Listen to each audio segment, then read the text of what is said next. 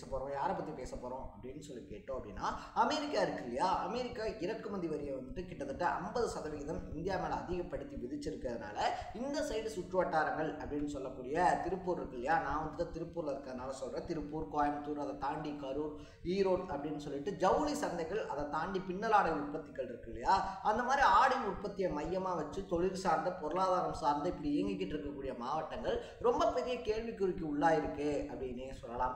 இத்தனைக்கும் வந்துட்டு பார்த்தோம் அப்படின்னா திருப்பூரில் வந்துட்டு தயார் செய்யப்படக்கூடிய ஆடைகள் இருக்கு இல்லையா, அது ஜவுளித்துறை சார்ந்ததாக இருந்தாலும் சரி, பின்னல் ஆடைகளாக இருந்தாலும் சரி, இல்லை பலதரப்பட்ட விஷயங்கள் இருக்கு இல்லையா, போர்வையில் ஆரம்பித்து எல்லாமே வந்துட்டு பார்த்தோம் அப்படின்னா பல நாடுகளுக்கும் ஏற்றுமதி அப்படின்றது செய்யப்பட்டுக்கிட்டு இருக்கு.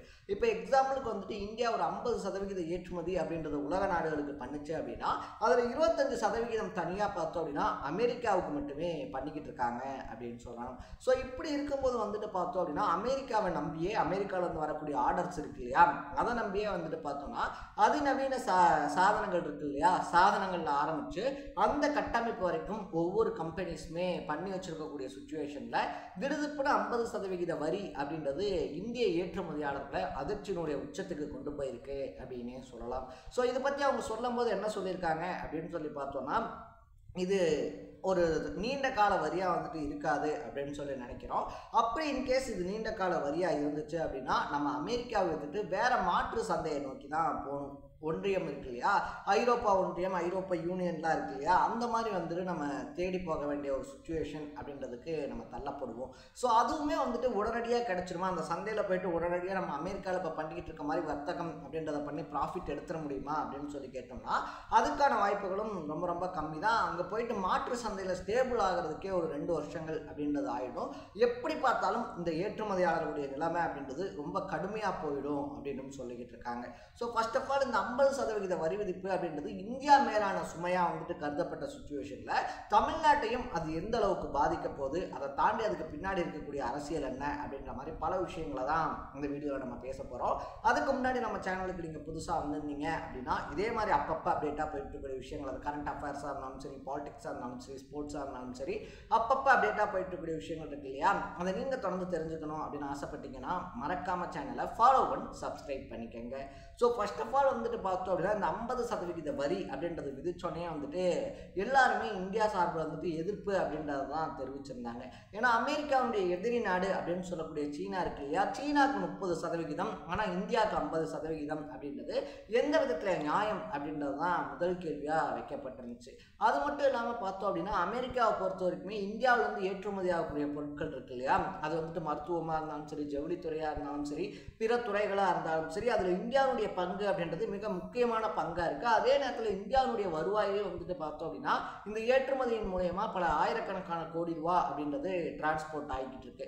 அப்படி இருக்கும்போது இப்படி ஒரு செக்மேட் அப்படின்றத கொண்டு வந்து அமெரிக்கா வச்சதை பார்த்தோம் அப்படின்னா இந்தியா எப்படி ஃபேஸ் பண்ண போகுது அப்படின்னு ஒரு கேள்வி வைக்கப்பட்டிருந்துச்சு. ஸோ நேற்றுலேருந்து வந்துட்டு பார்த்தோன்னா இது இந்தியாவை எந்த அளவுக்கு பாதிக்குதோ அதே அளவுக்கு தமிழ்நாட்டில் இந்த 50% வரி விதிப்பு அப்படின்றது பாதிக்கும். ஆல்மோஸ்ட் இந்தியாவில் இருக்கக்கூடிய எல்லா ஸ்டேட்ஸையுமே பாதிச்சாலும் கூட வந்துட்டு பார்த்தோம் அப்படின்னா கிட்டத்தட்ட வருஷத்துக்கு 50,000 கோடி ரூபா அப்படின்றது இங்கே இருக்கக்கூடிய ஆடைத்துறை மூலயமா, பின்னலாடைத்துறைகள் மூலயமா வந்துட்டு பார்த்தோன்னா தமிழ்நாட்டுக்கு கிடச்சிக்கிட்டு இருக்கு, இந்தியாவுக்கு கிடச்சிக்கிட்டு இருக்கு. அது மட்டும் இல்லாமல் அமெரிக்காவிலேருந்து வரக்கூடிய ஆர்டர்ஸ் இருக்கு இல்லையா, அந்த ஆர்டர்ஸ்க்கு ஏற்ற மாதிரி தங்களுடைய கம்பெனிஸை வந்துட்டு பார்த்தோம் அப்படின்னா பல ஓனர்ஸுமே கட்டமைச்சிருக்காங்க அப்படின்னு தான் சொல்லணும். அதுக்கு ஏற்ற பிரத்யேகமான மிஷின்ஸாக இருந்தாலும் சரி, அதுக்கேற்ற மாதிரி கம்பெனியவே மாற்றி அமைச்சு அமெரிக்காவிலேருந்து ரெகுலரான ஆர்டர்ஸ் அப்படின்றது கிடைச்சாலே போதும், நம்ம வந்துட்டு ஸ்டேபிளாக இருந்துக்கலாம் அப்படின்னு சொல்லிட்டு பல ஓனர்ஸ் வந்துட்டு அமெரிக்காவிலேருந்து வரக்கூடிய ஆர்டர்ஸ்க்காக காத்துக்கிட்டு இருக்கும்போது இப்போ கரண்ட்டில் கையில் இருக்கக்கூடிய ஆர்டர்ஸையே வந்துட்டு நம்ம ஏற்றுமதி பண்ணணும் அப்படின்னா அதுக்கே எக்கச்சக்கமான டேக்ஸ் பே பண்ணணும் அப்படின்ற பிரச்சனை அவங்க ரொம்ப விரக்தி அடைய வச்சிருக்கு அப்படின்னு தான் சொல்லணும். ஸோ இதனால் ஏற்றுமதியாளர்கள்லாம் சேர்ந்து கவர்மெண்ட் கிட்ட பல கோரிக்கை அப்படின்றத வச்சிருக்காங்க. ஃபர்ஸ்ட் ஆஃப் ஆல் வந்துட்டு பார்த்தோம் அப்படின்னா முதல்ல 25% வரி விதிக்கிறோம் அப்படின்னு சொல்லி அமெரிக்கா சொல்லியிருந்தாங்க. அது வந்துட்டு நம்ம காம்படிட்டர்ஸ் இருக்காங்க இல்லையா, பங்களாதேஷாக இருந்தாலும் சரி, ஸ்ரீலங்காவாக இருந்தாலும் சரி, ஸோ இந்த மாதிரி நாடுகளோட கம்பேர் பண்ணும்போது நமக்கு வந்துட்டு அந்த டாக்ஸஸ் அப்படின்றது ஒரு அளவுக்கு கம்மியாக இருந்துச்சு. சரி ஓகே நம்மளால் வந்துட்டு பண்ணிக்கலாம் அப்படின்னு சொல்லியிருந்தோம். பட் அந்த 25% அப்படின்றது இப்போ 50%-ஆக மாறி இருக்கிறது அப்படின்றது எந்த விதத்துலையுமே நியாயம் கிடையாது. ஸோ இது வந்துட்டு பார்த்தோம் அப்படின்னா நமக்கு வரக்கூடிய ஆர்டர்ஸ் இருக்கு இல்லையா, நம்ம இங்கேருந்து ஏற்றுமதி பண்ணுறோம் அப்படின்னா அங்கே அவன் இறக்குமதி பண்ணி அதுக்கு டேக்ஸ் போட்டு அதுக்கப்புறமா சேல் பண்ணுறதுக்கு அப்படின்னு சொல்லிட்டு பல எக்ஸ்ட்ரா செலவுகள் அப்படின்றது ஆட் ஆகும். பல ஆயிரக்கணக்கான கோடி ரூபாய் அங்கேயும் நட்ட ஆகும். அப்படின்றதுனால நமக்கு கொடுத்துட்டு இருந்த ஆர்டர்ஸ் அப்படின்றத அவங்க ஈஸியாக கைமாற்றிடுவாங்க. லைக் நம்மள்கிட்ட கொடுத்துட்டு இருந்த ஆர்டரை பங்களாதேஷ்க்கோ இல்லை ஸ்ரீலங்காக்கோ தூக்கி கொடுக்குறாங்க அப்படின்னா அந்த நாடுகளுக்கும் அது ரொம்ப பெரிய லாபத்தில் தான் போய் முடியும். ஏன்னா அவங்க வந்துட்டு வருவாய் அப்படின்றது ஆல்ரெடி கம்மியாக இருந்துகிட்டு இருக்கு. பல்லாயிரக்கணக்கான கோடி ரூபாய்க்கான ஆர்டர் அப்படின்றது அங்கே போச்சு அப்படின்னா அவங்க அதை ரொம்ப சந்தோஷமாக ரிசீவ் பண்ணிக்குவாங்க. பட் இங்கே அந்த ஆர்டர்ஸ்க்காக காத்திருந்து தங்களுடைய கம்பெனியவே கட்டமைச்சிருக்கக்கூடிய நாங்கள் என்ன பண்ணுறது அப்படின்னு சொல்லிட்டு ஒரு கேள்வியை முன் வச்சுருக்காங்க. அது மட்டும் இல்லாமல் இந்தியா இருக்கு இல்லையா, இந்தியாவுமே பார்த்தோம் அப்படின்னா பங்களாதேஷ்லேருந்து வருஷத்துக்கு 6000 கோடி ரூபாய்க்கு கிட்டத்தட்ட இறக்குமதி அப்படின்றத பண்ணிக்கிட்டு இருக்கு. ஸோ அந்த இறக்குமதியை நிப்பாட்டி பார்த்தோம் அப்படின்னா உள்ளூர்லேயே வந்துட்டு உள்ளூர் வியாபாரிகள் இருக்காங்க இல்லையா, சொந்த நாட்டு வியாபாரிகளுக்கு வந்துட்டு நீங்கள் வழிவகை அப்படின்றத செஞ்சு தரணும். ஏன்னா நம்ம இங்கே எக்ஸ்போர்ட் பண்ணிக்கிட்டு இருக்கோம் பல வெளிநாடுகளுக்கு, நம்ம ஏன் வந்துட்டு அதை இறக்குமதி பண்ணணும்? கிடைக்காத ஒரு பொருளை இறக்குமதி பண்ணுறோம் அப்படின்னா அது கரெக்டு. பட் நம்மளே வந்துட்டு பல நாட்களுக்கு எக்ஸ்போர்ட் பண்ணிக்கிட்டு இருக்கக்கூடிய ஒரு பொருட்களை வந்து ஏன் நம்ம இறக்குமதி பண்ணணும் அப்படின்ற ஒரு கொஸ்டினையும் முன் வச்சுருக்காங்க. இதை தாண்டி இந்த 50% வரி விதிப்பு அப்படின்றது அமலுக்கு வர்றதுக்கு இன்னும் ஒரு 21 நாட்கள் அப்படின்ற கெடு இருக்குது. ஸோ அந்த கெடுக்குள்ளே பார்த்தோம் அப்படின்னா நீங்கள் பேசி அந்த வரி விதிப்பு அமலுக்கு வரவிடாமல் தடுக்கணும் அப்படின்ற கோரிக்கையும் முன்வைக்கப்பட்டிருக்கு அப்படின்னே சொல்லலாம். இதை தாண்டி வந்துட்டு பார்த்தோம் அப்படின்னா இன்கேஸ் அமெரிக்காவை ஒத்துக்கலை, அக்செப்ட் பண்ணிக்கல அப்படின்னா வேற வழியே கிடையாது.